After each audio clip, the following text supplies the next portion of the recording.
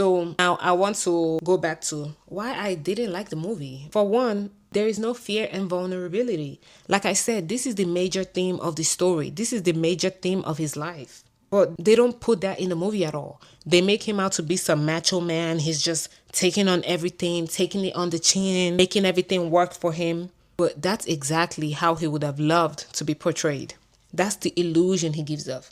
Well, now that I'm thinking about it, maybe that's why they made it like that.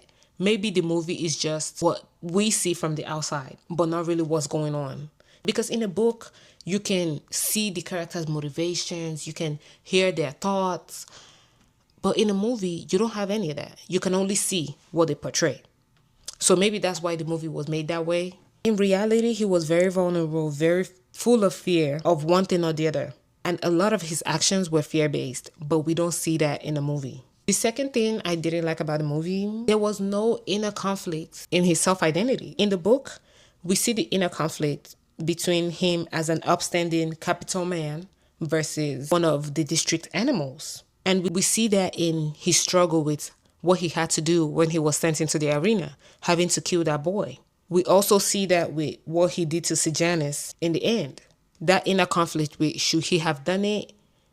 Or did he do it for himself? Did he do it for the capital? And then also when he turned against Lucy Gray at the end, we never got to see any of the real inner conflicts that was going on. But like I said, looking back, maybe the movie was just trying to show us the outside view and no parts of the inner conflict. So maybe that's what it was. And then also in the movie, I feel like we don't get to see the depth of Sejanus's inner conflict with being district, but then being transferred to the capital and then having to mentor basically his classmate from the district. How do you even bridge that gap? And then the conflict with his father, we don't get to see that.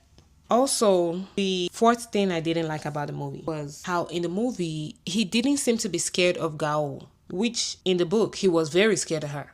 But in the movie, they didn't show that. And they also didn't show how eccentric and how powerful she was.